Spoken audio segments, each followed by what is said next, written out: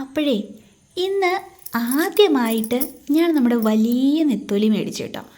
ഇത്ര വലിയ നെത്തോലി ഞാനതിന് മുമ്പ് കഴിച്ചിട്ടില്ല.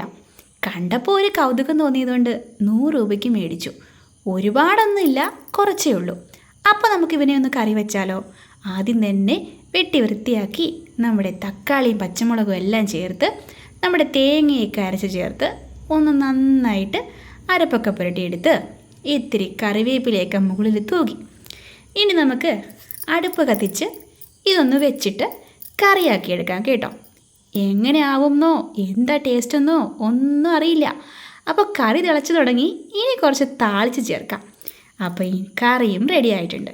ഇനി കുറച്ച് ചോറ് വേണം, അതിന് മുകളിലേക്ക് കോരി ഒഴിക്കണം, കഴിക്കണം. അപ്പോൾ ടേസ്റ്റ് ഉണ്ടാവുമോ എന്തോ, കഴിച്ചു നോക്കാം. അപ്പോൾ ചോറ് റെഡി, കറിയും റെഡി. ഇത്രയേ ഉള്ളൂ. ടാറ്റാ.